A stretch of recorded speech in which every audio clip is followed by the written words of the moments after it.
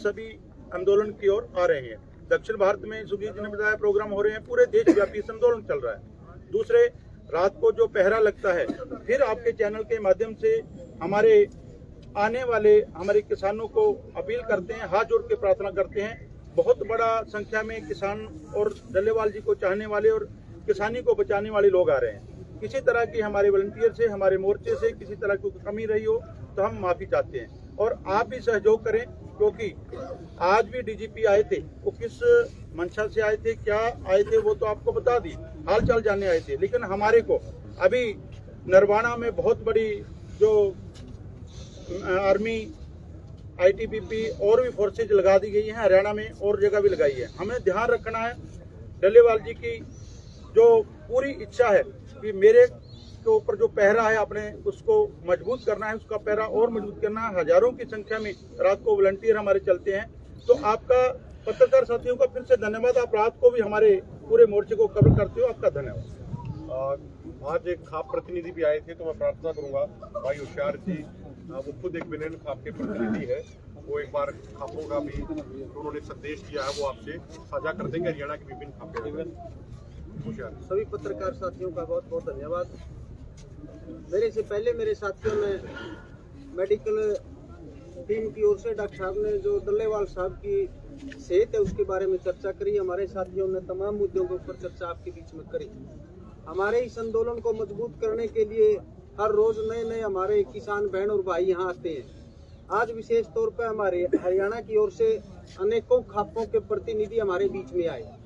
दोस्तों, खापों का एक बहुत बड़ा इतिहास है। आज़ादी की लड़ाई के अंदर भी हरियाणा से जो खापे थे उनका बहुत बड़ा इतिहास रहा है, कुर्बानी उन्होंने दी है। आज आंदोलन को मजबूत करने के लिए अनेकों खापों की ओर से उनके प्रधान माननीय महासचिव हमारे बीच में आए थे और उन्होंने आश्वासन दिया है, हम आश्वस्त हैं कि आने वाले समय में वो पूरे हरियाणा की तमाम सर्वजातीय जो खापे हैं उनकी मीटिंग बुलाएंगे और हम उम्मीद कर सकते हैं कि आने वाले समय में खापे भी इस आंदोलन को मजबूत करने के लिए अपने स्तर पर फैसले लेंगे।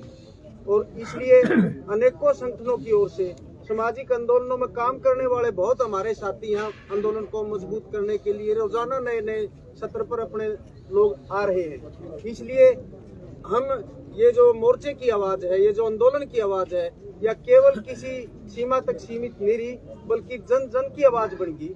आज चाहे मोर्चे की ओर से कोई रेल रोको का फैसला हो, चाहे ट्रैक्टर मार्च का फैसला हो, चाहे पैदल यात्रा की बात हो, हरियाणा के तमाम कोनों से हमारे बहन और भाई इस उम्मीद में बैठे हैं कि मोर्चे से जो भी ऐलान होगा उसको जी जान से पूरा करेंगे। हम अपनी ओर से, हमारे इलाके की ओर से मोर्चे के नेताओं को, इस आंदोलन की कमेटी को आश्वस्त करते हैं, आश्वासन देते हैं कि इस आंदोलन को मजबूत करने के लिए जो भी फैसला हमारे साथी लेंगे, हमारी कमेटी लेगी, उसको जी जान से हमारे पूरे हरियाणा के किसान बहन और भाई करेंगे। आपका बहुत बहुत धन्यवाद। इंद्रजीत सिंह कोटपुरा।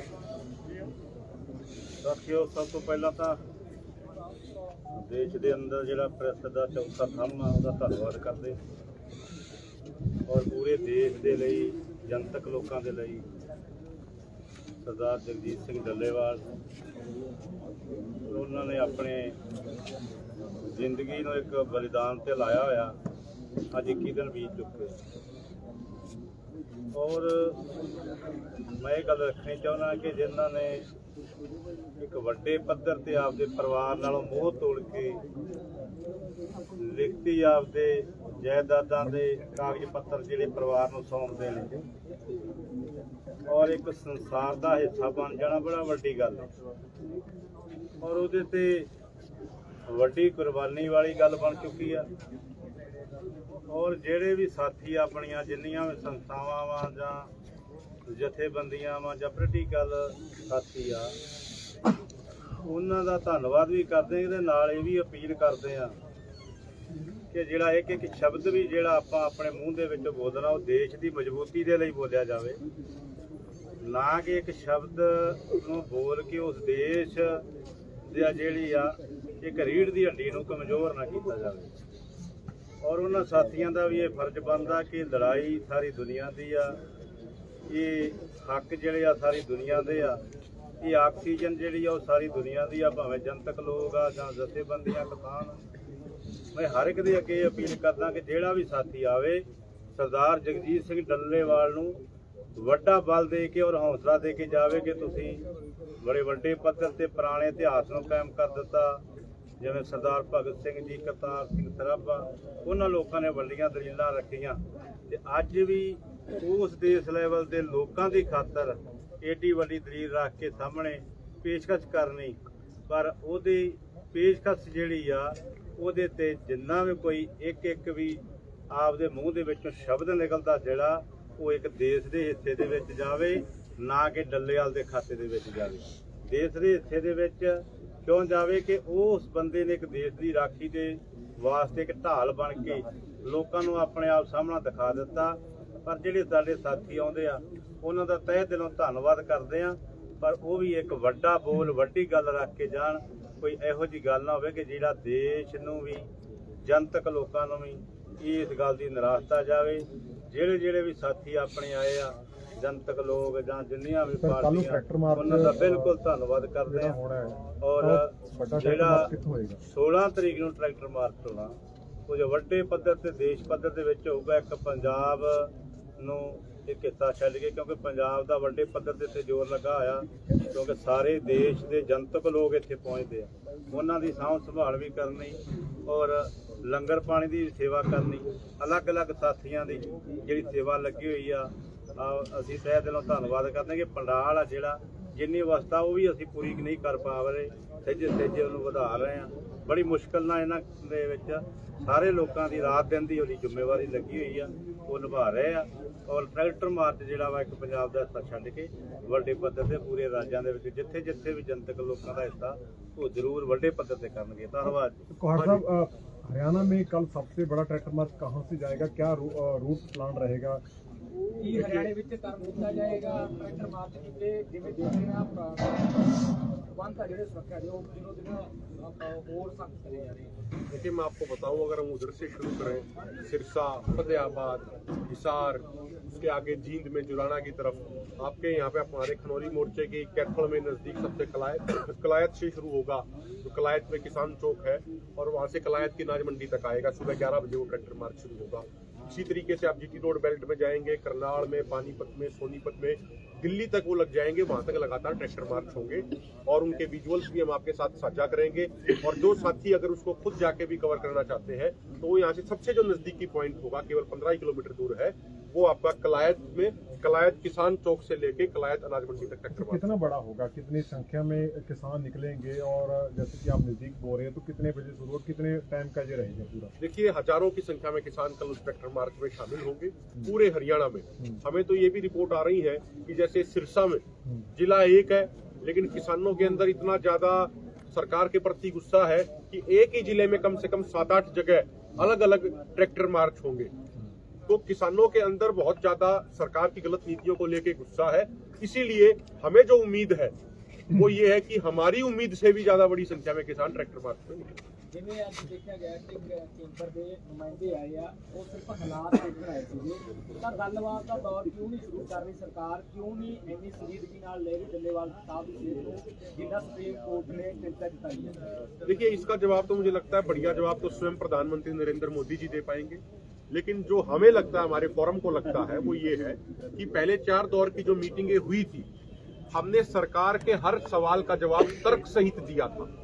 और हमने वहां पे ये भी कहा था उन मीटिंगों में कि आप ऐसा कीजिए, इन मीटिंगों का लाइव प्रसारण मीडिया के साथियों के माध्यम से पूरे देश में हो जाए, और अगर मेजॉरिटी लोग आपकी बात से सहमत होंगे तो आपकी बात सही मान ली जाएगी, लेकिन अगर हमारे साथ मेजॉरिटी लोग सहमत हो जाए तो आप हमारी सारी बात मान लीजिए। लेकिन सरकार वो लाइव डिबेट, लाइव डिस्कशन करने से भी पीछे हट गई थी। कारण क्या है? सरकार के पास हमारे सवालों का जवाब नहीं है। सरकार किस मुंह से इस बात का जवाब देगी कि 2018 में 29 मार्च 2018 को सरदार जगजीत सिंह डल्लेवाल जी के साथ लिखित समझौता किया था कि अगले 3 महीने में स्वामीनाथन आयोग का C2 + 50% फार्मूला लागू कर देंगे, लेकिन 6 साल बीत जाने के बावजूद वो आज तक लागू नहीं हुआ। कह रहे हैं कि अभी हम चर्चा करेंगे, विचार करेंगे। तो सरकार के पास किसानों के सवालों के जवाब नहीं है, इसलिए मुझे लगता है वो बातचीत से पीछे हट रहे हैं। ਜਿਵੇਂ ਬਾਕੀ ਜਥੇਬੰਦੀਆਂ ਨੇ ਕਿਸਾਨ ਇਸਕੇ ਹਮਾਇਤ ਦਾ ਲੱਗ ਰਿਹਾ ਹੈ ਕਿ ਹੁਣ ਸ਼ੁਰੂ ਹੋਏਗਾ। ਜਿਵੇਂ ਗੁਰਨਾਮ ਸਿੰਘ ਸਰੂਪੀ ਵੀ ਆਏ ਸੀ, ਅੱਜ एक बैग भी पीछे आके गया। देखिए सारे किसान भाई, सारे संगठन, सारे लीडर हमारे लिए मान सम्मान के योग्य है, सत्कार के योग्य है।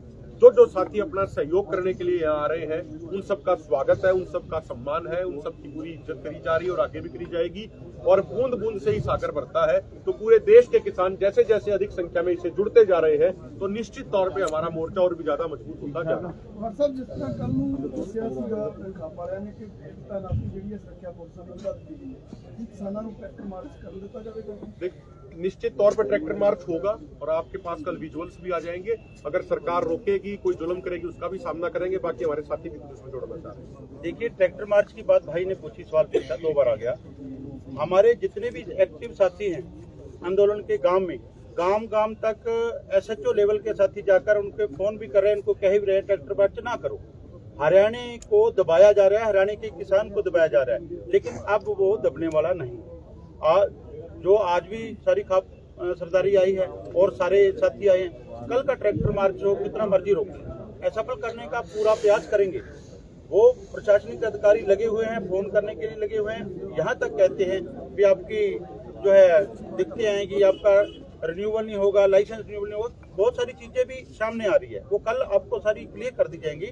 लेकिन ये बात सच है जो भाई ने सवाल किया, पत्रकार साथी ने, हरियाणा की सरकार का पूरा जोर लगा हुआ है भी किसी तरह हरियाणा में इनको किसानों को दबा के रखिए। लेकिन आज वो हालात नहीं है।